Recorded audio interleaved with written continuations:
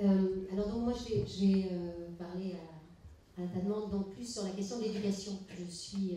via un appel à projet de la Fondation de France qui est mené en partenariat avec la DGESCO. Le contexte actuel de l'éducation, c'est 15%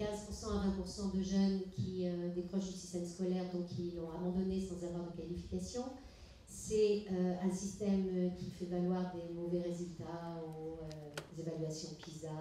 etc., donc en termes scolaires, donc une chute. C'est aussi un système très fortement inégalitaire qui confirme, voire amplifie les inégalités sociales. Et puis c'est un système où tout le monde a mal, c'est-à-dire que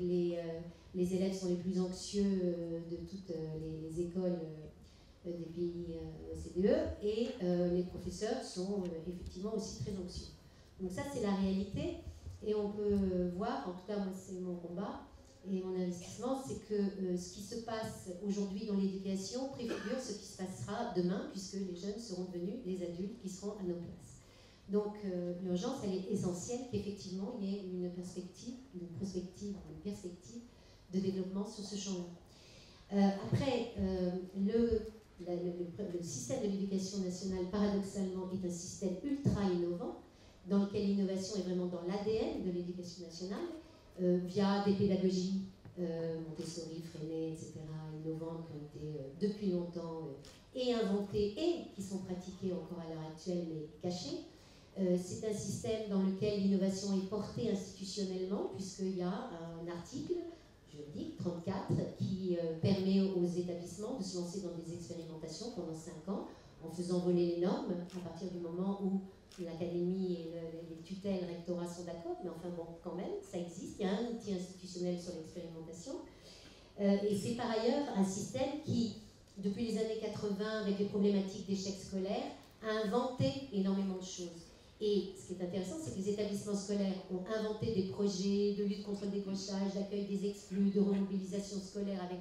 des dispositifs qui font florès, seuls, mais aussi avec les acteurs du territoire, puisque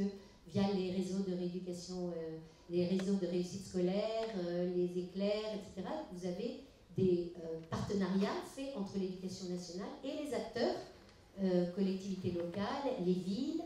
les acteurs, les dispositifs de réussite éducative, c'est les enseignants, mais c'est aussi les acteurs du monde social, du monde santé, du monde de la santé, du monde judiciaire, du monde culturel. Donc ça existe, tout ça existe. Alors c'est un système dans lequel l'innovation est effectivement au cœur même de l'ADN, sauf que c'est un système qui est organisé de telle façon que ça tue toutes les innovations. Ça, c'est le vrai problème. Mais je crois que c'est vraiment important de savoir que cet ADN il se concrétise par plein d'initiatives, y compris reconnues par l'institution, et qui se passent ici ou là, et qui s'inventent bien évidemment dans des contextes qui sont difficiles. Après, il y a une conjoncture particulière qui a une fenêtre aujourd'hui, avec le gouvernement Payon, avec la loi de refondation de l'école qui a été votée et mise en place en 2013, avec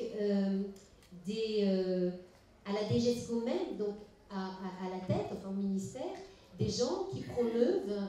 et je veux parler par exemple de François Muller, qui est à la direction de la recherche, innovation, évaluation, c'est encore des signes insupportables, mais bref, ça dit que ça bouge, qui est au cœur même de la DGESCO, et qui vient, en tant que responsable du suivi de ces innovations-là, d'écrire un livre qui s'appelle « École, la grande transformation, point d'interrogation », dans lequel il promeut, et en cohérence avec son institution, le fait que l'innovation et les expérimentations dans le monde de l'école, de l'éducation nationale, doivent se faire de façon contextualisée, en fonction des territoires. Elles doivent être portées par des acteurs qui sont des enseignants, des principaux, des équipes éducatives et des acteurs du territoire qui doivent travailler ensemble,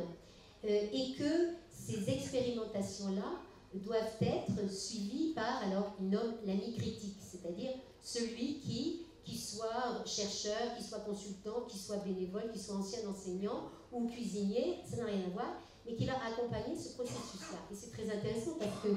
en découvrant les droits culturels, et je me le dis pour plein d'autres choses, il y a beaucoup de choses qui se répondent. Voilà. Donc, dans ce contexte-là, en fait, moi je vois 3 endroits où effectivement à la fois ces valeurs, ce corpus théorique, mais aussi cette boîte à outils proposée par les droits culturels peuvent intervenir. La première chose, c'est que dans ces mêmes écoles, il y a, ça a été un peu passé sous silence, mais par exemple, il y a la charte de la laïcité qui a été mise en place en septembre, qui est accrochée sur tous les murs, et qui devrait être le ferment, puisque c'est un projet éminemment culturel, justement, qui devrait réunir les énergies autour des établissements, et dans lequel, justement, une démarche sur les droits culturels peut apporter des choses. D'autre part, il y a ce qui est mis en place, c'est le socle commun. Le socle commun, tout le monde a dit, ah, ça réduit et tout, c'est un minima et tout. Non, c'est juste pas du tout ça. Ça développe complètement le projet éducatif et ça l'ouvre, puisque l'école obligatoire est appuyée sur le socle commun, ça dépasse le projet scolaire stricto sensu, mais ça va bien au-delà, et ça pose aussi une question culturelle qui demande d'avoir des outils pour réfléchir à ça. Et par ailleurs, ça n'aura échappé à personne que les écoles, y compris les établissements scolaires qui sont plus en difficulté, ont à traiter la question de la multiculturalité des individus qui y sont. Donc, c'est pour ça que la question culturelle est vraiment au centre du projet scolaire. Et ce que je trouve bien, c'est que les droits culturels sortent la culture, alors, moi j'appelle ça, parce que je viens aussi du monde artistique, mais du ghetto artistique dans lequel on a toujours voulu mettre la culture, et qui fait que les gens qui sont de la culture considèrent qu'ils ont un peu le monopole de toutes les choses culturelles. Ceux qui n'y sont pas se disent, oula, on ne va pas y toucher parce qu'on va s'en prendre plein la gueule, parce qu'on n'est pas les initiés de la culture, et que les droits culturels ouvrent très très largement, et je trouve qu'en ça fait respirer, ça fait circuler les idées. Donc ça, c'est le premier endroit. Le deuxième, où je vois que ça a quelque chose à apporter, à mon avis, c'est justement sur la façon dont les gens peuvent travailler ensemble. Les projets éducatifs de territoire posent la question, et ça dépasse, enfin, c'est motivé à la base par les rythmes scolaires, mais ça les dépasse évidemment considérablement, c'est le fait de construire que tous les acteurs autour de l'école construisent ensemble un projet éducatif. Et donc là, le fait d'avoir cette boîte à outils, cette méthodologie de travail ensemble des acteurs professionnels de milieux différents en respectant les pratiques des uns et des autres peut effectivement nourrir la façon dont peuvent se mettre en place les projets éducatifs de territoire. Et moi j'ai entendu beaucoup aussi le fait qu'il y a à la fois ce côté charte, article, le truc institutionnel qui peut, le cas échéant, faire peur, ça a été dit et redit, etc. Mais aussi, ça associe des mots comme enthousiasme, plaisir, bienveillance, respect de l'autre, etc.